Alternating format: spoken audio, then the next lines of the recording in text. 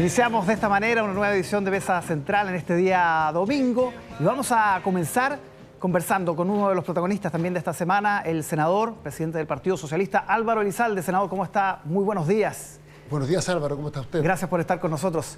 ¿Hubo opciones de que Paula Narváez realmente se bajara de la candidatura esta semana? No, en ese sentido nosotros tenemos una postura muy clara. Creemos que una candidatura cuenta con mayor legitimidad si se define con participación ciudadana, y por eso insistimos durante todo este tiempo en la importancia de tener un mecanismo democrático que permita arribar a una candidatura común del mundo progresista, obviamente, en los próximos días y competir en primera vuelta con una opción clara. Y en ese sentido, esa fue la postura que hemos planteado durante todo este tiempo. Y bueno, finalmente tenemos un acuerdo, se va a convocar una primaria convencional o consulta ciudadana, que para todos los efectos es sinónimo, porque varios periodistas me han preguntado si hay diferencia entre una cosa y otra. Esto es muy simple. Los militantes de los partidos de Unidad Constituyente y Nuevo Trato, más los independientes, esto es muy relevante, van a poder participar y elegir quién va a ser nuestro candidato o nuestra candidata para la primera vuelta. Nosotros estamos apoyando, obviamente, a Paula Narváez. Ayer, durante todo el día, el PPD confirmó a Paula Narváez, pero en la semana varios pidieron bajarla derechamente. Pidieron ayer libertad de acción, eso finalmente no se concretó. Pero no hay una unidad monolítica, ni mucho menos en el PPD. Se reunió Jasna Proboste durante la semana con los diputados de ese partido. ¿Cómo observa que su principal socio en esto esté coqueteando con la otra candidatura, una de las más fuertes también? Bueno, yo me quedo con las palabras del presidente del Partido por la Democracia, Heraldo Muñoz, que ha sido muy claro en términos de que yo apoyo la opción de Paula Narváez y, por tanto, esa va a ser la opción del Partido por la Democracia. ¿No hay temor de una fuga de votos desde el PPD, por ejemplo? En democracia la gente finalmente en la urna puede votar como estime conveniente, pero institucionalmente el presidente del Partido por la Democracia ha sido claro respecto de su compromiso. Ahora, en lo interno, ¿cómo se vive esto? Porque hubo una situación donde el PS de alguna manera se la jugó por el PPD cuando se dio esta fallida primaria con el Partido Comunista y el Frente Amplio. Surgieron los vetos, no se llegó a acuerdo finalmente. Ustedes, por defender al PPD, de alguna manera quedaron fuera de ese pacto. Y ahora el PPD estaba pidiendo bajar a la candidata. ¿Cómo se vivió eso en la interna? Bueno, pero ayer el PPD democráticamente resolvió mantener su compromiso y Heraldo Muñoz ha sido muy claro en esa materia. Sí, pero más allá hay falta convicción, ¿cree usted, de algunos de sus militantes, de sus parlamentarios, que se andan sacando fotos con Jasna Proboste? Mire, yo en esto quiero ser bien claro. Los compromisos institucionales existen y van a ser respetados. Y eso es lo relevante. Yo me comuniqué con el presidente del PPD, que fue claro a propósito de los hechos noticiosos de esta semana, e insistió en que el PPD iba a cumplir con su palabra y con su compromiso. Hablemos del mecanismo. Usted decía primaria, consulta. El CERVEL fue bien explícito en esto. No se puede llamar primaria, tiene que ser consulta ciudadana. Más allá de esta precisión, ¿siente que entran en desventaja considerando la gran participación que hubo el domingo pasado? Más de 3 millones de personas, incluso en la primaria de Chile Vamos, donde se pensaba que iba a haber una participación mucho menor. Bueno, sin lugar a dudas que una primaria convencional o consulta ciudadana implica un esfuerzo adicional, porque son los propios partidos los que tienen que organizar este proceso. Por el contrario, las primarias legales las organiza el CERVEL y lo que hacen los partidos es simplemente inscribir a sus candidatos. Y es más, ciudadanos que eventualmente pueden no querer participar en ese proceso, sin embargo, pueden ser citados como vocales y por tanto eso permite que se constituyan las mesas. Así que obviamente esto implica un esfuerzo adicional. Pero a nosotros nos parece fundamental, sobre todo en el tiempo que estamos viviendo, que las decisiones se adopten con participación ciudadana, que sea la gente la que resuelva. Y en ese contexto, obviamente, hemos adquirido este compromiso, hay un acuerdo de realización de esta consulta ciudadana o primaria convencional, y en las próximas horas vamos a definir los detalles, esto particularmente el día en que se va a realizar y si finalmente se opta por la presencial o por la electrónica. Pero entremos en los detalles. El 21 de agosto es una de las fechas que se da. ¿A usted le convence esa fecha? Mire, yo... Que no, muy encima, ¿no? Sí, pero no voy a hacer de los temas, podríamos decir, técnico-administrativos, temas de principio. Aquí lo importante es que haya una primaria para que la gente decida. Sí. Respecto de la fecha y el mecanismo específico, se está escuchando a los equipos técnicos que están haciendo propuestas específicas porque, obviamente, esto es un esfuerzo significativo y sobre esa base tomaremos la decisión que corresponde. Pero yo lo transformaría el debate de lo secundario, lo adjetivo, que es las decisiones de carácter administrativo, en un debate de principios. No entiendo, pero hay cosas que son importantes sobre todo para la gente que va a ir a votar. Por ejemplo, que sea presencial o electrónico. ¿Sobre eso ya hay una definición o usted tiene una postura? Porque es muy distinta a una presencial que una electrónica. Nosotros habíamos planteado la primaria electrónica, pero hay buenos argumentos para uno u otro mecanismo. Así que, en ese sentido, si finalmente se hace presencial, nosotros de todas maneras vamos a participar, obviamente. Y las fechas que se están analizando son fechas que van entre el fin de semana inmediatamente anterior a la inscripción de las candidaturas o el fin de semana anterior a la inscripción de las candidaturas. El 14 o el 21. 15 o 21, porque depende si se hace día domingo o día sábado, porque obviamente se podría hacer el domingo 22, pero ahí ya estamos muy cerca de la inscripción, que es al día siguiente. Pueden ser detalles técnicos, pero son relevantes. Por ejemplo, el padrón, los votos que hay que imprimir. Hablaba con gente del CERVEL, esto es un trabajo enorme. Usted no sabe exactamente cuánta gente va a ir a votar. O sea, puede ir un universo de más de 12, 13 millones de personas. ¿Cómo se las van a arreglar con ese tipo de cosas? Bueno, es parte del desafío que tenemos por delante. Obviamente esta es una tarea enorme, implica un esfuerzo enorme. Pero nosotros en el pasado hemos tenido primarias convencionales para dirimir nuestras candidaturas. Antes que existieran las legales lo hacíamos de esta forma, antes que se regularan las primarias. Y en el ámbito local, sin ir más lejos, hemos organizado muchas primarias convencionales para, por ejemplo, definir a los candidatos a alcalde.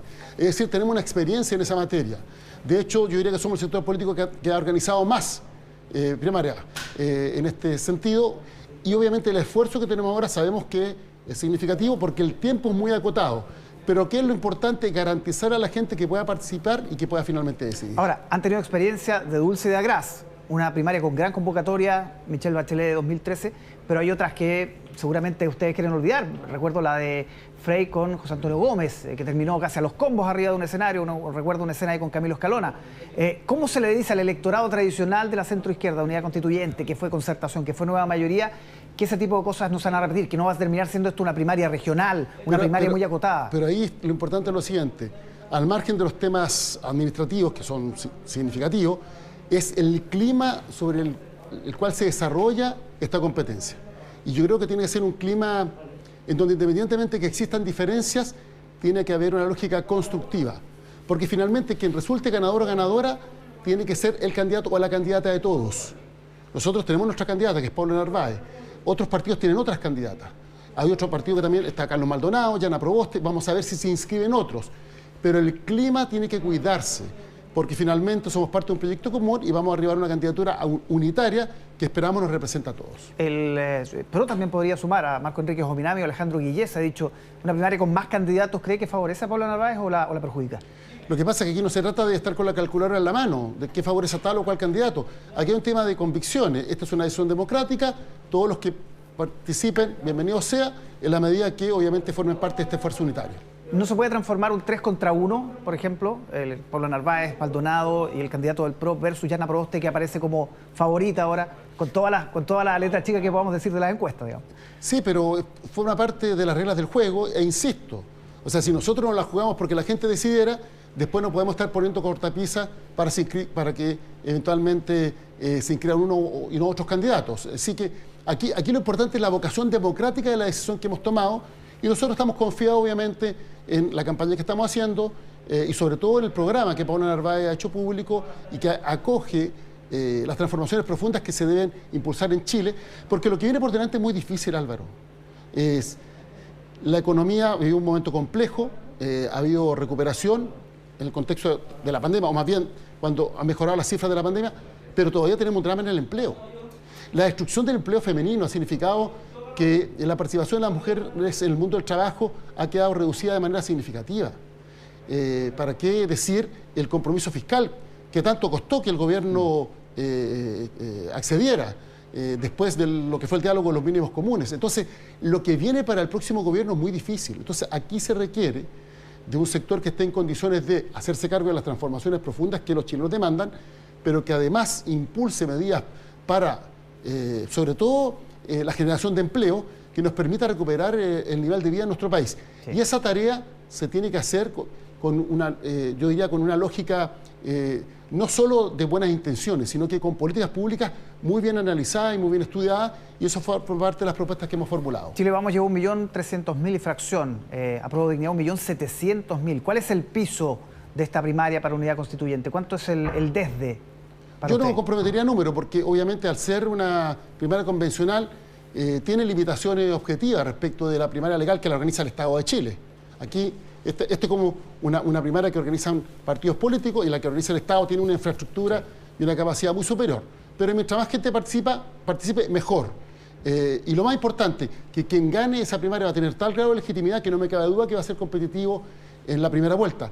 Porque lo que ha demostrado todo este proceso es que lo que se veía como seguro no es tan seguro. O sea, los dos candidatos que encabezaron las encuestas por más de un año en sus respectivas coaliciones fueron derrotados en las primarias respectivas. Así que a mí no me cabe duda que la primera vuelta está abierta y nosotros vamos a tener una opción competitiva sobre la base de esta decisión. Pero un número, juguémonos con 500.000 personas. No, es que yo insisto, mientras más gente participe, mejor. Lo importante es que esta es una decisión que va a tener un enorme grado de legitimidad y que por tanto nadie va a poder cuestionar. Hablemos de Jasna Proboste, que aparece como la favorita hasta ahora en las encuestas, ya sabemos, con todos los peros que uno le pudiese poner a las proyecciones que ellos han hecho. ¿Debe seguir siendo o puede seguir siendo presidenta del Senado o debe renunciar a ese cargo como han pedido algunos? Puede seguir siendo presidenta del Senado. Les recuerdo que el año 99 Andrés Saldívar compitió en la primaria con Ricardo Lagos como presidente del Senado y siguió siéndolo después hasta varios años más. Así que en ese sentido ella perfectamente puede seguir desempeñando esta función. La petición que ha realizado la derecha da cuenta de dos cosas. Primero, que les molestó la cuenta que hizo el otro día, pero la cuenta no hizo más que reflejar lo que todos los chinos saben, lo mal que lo ha hecho el gobierno en materia social y cómo el Congreso ha tenido que reemplazar el rol que le corresponde al presidente de la República en el contexto de la pandemia. Pero además me parece que es machista, porque a los hombres en el pasado se les permitía y ahora, por ser una mujer, se tiene una actitud distinta. Así que yo creo que ella puede seguir en el cargo y no hay ningún problema. Forma parte de la confianza que debe tener en, obviamente, la corporación. Y si cuenta con mayoría de los senadores para seguir presidiendo, puede seguir presidiendo. Uno se pregunta por qué ahora Paula Narváez puede dar vuelta una tendencia que se ha mantenido desde hace 7 meses, cuando la presidenta Bachelet prácticamente la unge como candidata presidencial al apoyarla y no ha podido despegar en las encuestas. Más allá de los, insisto, de las observaciones que uno le puede hacer a los sondeos. Pero esto está abierto porque, sin ir más lejos, hubo vuelcos en las primarias que se realizaron hace poco. Y los resultados no fueron los que vaticinaban los estudios de opinión. Así que si alguien cree que esta primaria la tiene ganada tal o cual candidata o candidato, está profundamente equivocado y nosotros tenemos que hacer un esfuerzo, obviamente, con la candidatura de Paula Narváez para obtener el mejor resultado posible y ganar esa primaria. Finalmente, yo creo que aquí nada está escrito sobre piedra y las campañas, se ha demostrado, tienen un efecto en el resultado. En general, la ciudadanía yo creo que está muy atenta a las distintas opciones y, por tanto, decidirá lo que corresponda cuando tenga que ir a las urnas. El entorno de Paula Narváez ha deslizado críticas en contra de la mesa del partido, que puede haber hecho más hasta ahora. ¿Usted siente que hay una autocrítica ahí? No sé quién, porque las declaraciones de la propia candidata Paula Narváez van en un sentido contrario. La declaración de Pablo Vidal, que es el coordinador general de la campaña, va en un sentido contrario. Entonces, cuando se dice que hay quienes señalan que, yo pregunto, bueno, ¿quién? Y no se me da ningún nombre. Yo me hago cargo de lo que ha dicho Paula Narváez y lo que ha dicho Pablo Vidal sobre esa materia. ¿Una autocrítica se pudo haber hecho más desde la mesa? Mire, yo creo que nosotros siempre tenemos que hacer el mayor esfuerzo para obtener el mejor resultado posible y la verdad es que todo lo que se nos ha solicitado por parte del comando nosotros hemos accedido entusiastamente porque creemos que tenemos un desafío muy importante. Osvaldo Andrade, el exministro, expresidente del partido, también dijo esta semana que muchos de sus entornos, de los entornos, no del militante, de la gente que generalmente vota PS, fue a votar por Boric la semana pasada. ¿Cómo se hacen cargo de esa fuga de votos de alguna manera? ¿O cómo se van a hacer cargo de traerlos de vuelta?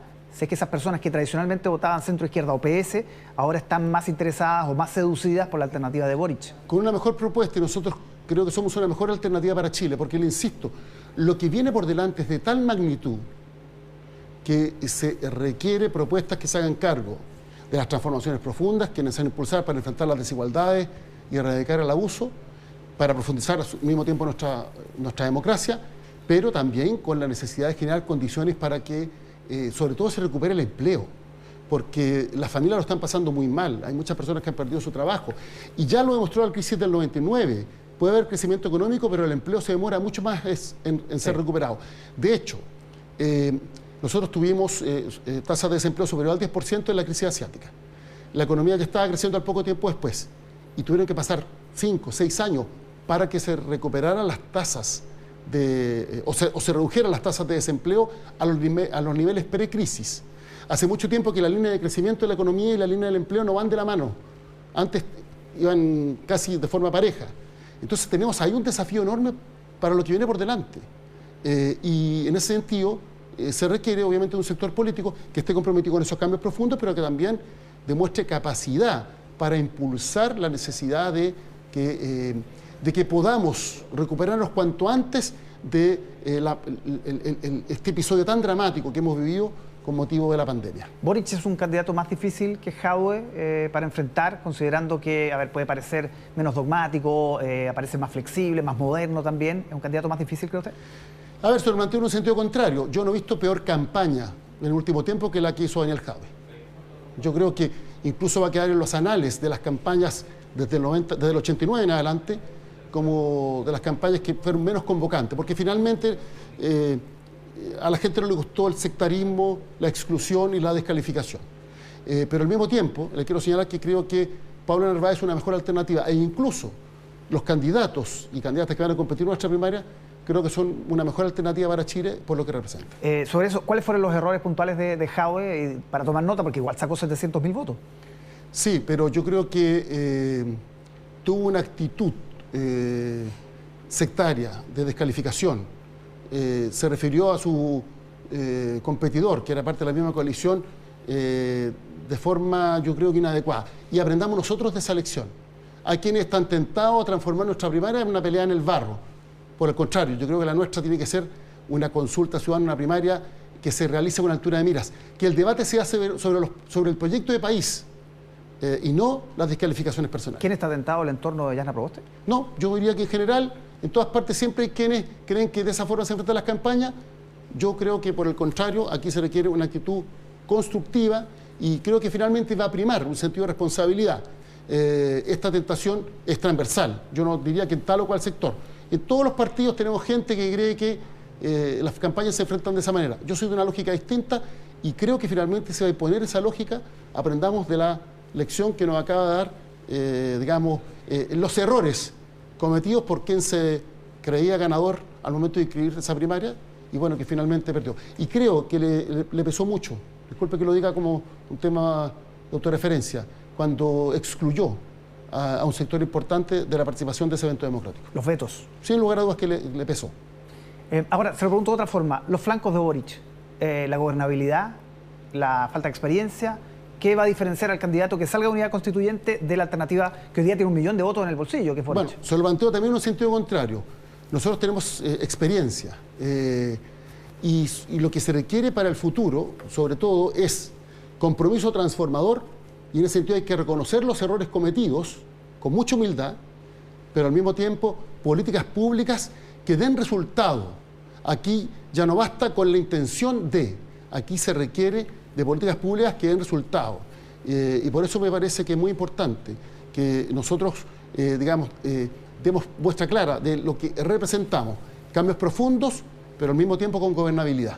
¿Por qué la gente que votó 30 años por decir esa figura que se ha instalado, ¿no?, por la concertación, por la nueva mayoría, debería volver a confiar en la unidad constituyente y no apostar por algo nuevo que aparece con ideas más frescas, seguramente con ideas más acordes a los tiempos, como es Boric? ¿Por qué debería apostar por esas ideas que ya se probaron durante 30 años? Yo creo que hay que hacer un balance siempre justo del pasado. Hubo aciertos muy importantes en lo que fueron los gobiernos democráticos, con las restricciones de la actual Constitución, que recién ahora vamos a cambiar. Y también se cometieron errores. Creo que esos errores tienen que ser asumidos y corregidos, pero señalar que durante todo este periodo, insisto, con las restricciones de la Constitución actual, no se hizo nada para que Chile mejorara su calidad de vida, no corresponde a un análisis adecuado de la realidad. Le doy un solo dato. Durante 16 años, más que la mitad de estos famosos 30 años, los gobiernos democráticos, pese a ganar en las urnas, no podían siquiera aprobar una ley ordinaria. Álvaro, ¿usted se acuerda que había senadores designados en Chile? Sí, me acuerdo. Los 3 primeros gobiernos democráticos ganaron en las urnas la elección presidencial y la parlamentaria. Pero producto del legado de esta Constitución, ni siquiera podían aprobar una ley ordinaria porque el Senado tenía minoría, pese a que en las urnas habían dicho algo distinto. Y le podría citar otro ejemplo, respecto de los altos quórum de las leyes orgánicas constitucionales, todas impuestas en dictadura y que son muy difíciles de cambiar, el sistema binominal que recién lo venimos a reemplazar durante la segunda administración de la presidenta Bachelet. Es decir, desmantelar la herencia, el legado autoritario contenido en la Constitución ha sido muy difícil. Ha habido reformas importantes, pero finalmente aquí lo que se requería y lo que se requiere es una nueva constitución para librarnos de esa camisa de fuerza. Y eso hoy es posible gracias a la movilización ciudadana. Por lo tanto, a mí no me cabe duda que el próximo gobierno va a tener algo muy importante, mayor libertad, no para hacer lo que se le ocurra, mayor libertad para poder implementar la voluntad popular, la voluntad soberana expresada en las urnas. Algo que lamentablemente hasta ahora ha sido muy difícil por los distintos gobiernos, producto de la serie de cerrojos que establece la Constitución actual. Senador, ¿cómo juega hoy el PS la Convención Constitucional, donde parece que el eje se ha corrido hacia el Frente Amplio? No solamente en la elección de la mesa, sino que también en la articulación de los acuerdos que han salido hasta ahora. Y sobre la marcha le pregunto también si le preocupa lo que muchos han planteado en el fondo de que en estas 3 semanas de trabajo prácticamente se han ido en discusiones, en polémicas, en declaraciones que finalmente no van a tener un correlato en la legislación, sino que son más bien declaraciones de intenciones. ¿Le preocupa ese clima y el papel del PS ahí en la convención? Bueno, nosotros tenemos la bancada más grande de todos los partidos políticos, elegimos 15 convencionales, incluso se ha sumado ahora una convencional independiente. Nuestros convencionales votaron en primera vuelta con entusiasmo por Elisa Loncón, quien fue elegida. Somos la única bancada que votó toda por esa opción. Y obviamente, claro, se ha generado un clima de una convención que recién se está instalando. Démosle tiempo para su trabajo. Ahora lo importante es que se cumpla con el mandato. ¿Y cuál es el mandato? Redactar una nueva constitución para Chile. Yo espero, obviamente, que este proceso se desarrolle de manera exitosa, porque por primera vez en nuestra historia se puede desarrollar un proceso constituyente con participación ciudadana. Es una gran oportunidad. Así que espero que todos los actores estén a la altura de lo que representa ese desafío y que podamos tener una constitución que sea un factor de unidad y no un factor de división, como ocurre con la constitución actual. Y va a haber una mirada respecto a aquellos aspectos que la convención está analizando, donde hay algunos que dicen no tiene atribuciones, la declaración de los presos del 18 de octubre en adelante, esta comisión de verdad, reparación histórica. Es que yo no dramatizaría al respecto, porque el mandato es redactar una nueva constitución. Por definición, todos los mandatarios quienes hemos sido elegidos democráticamente, tenemos un mandato acotado, porque la soberanía reside en el pueblo. Y por tanto nadie tiene un cheque en blanco para hacer lo que quiera. Y el mandato que tiene la convención es para redactar una nueva constitución. Pueden realizar pronunciamientos respecto a otros temas. Bueno, lo mismo ocurre con el Congreso Nacional. La Cámara de Diputados y el Senado tienen proyectos de acuerdo y proyectos de resolución, en donde se señala que algo que, por ejemplo, no puede ser resuelto por ley, pero que debe resolver el presidente de la República, bueno, se le solicita al presidente hacerse cargo de un tema. Y el presidente verá si escucha o no escucha. Este presidente escucha muy poco.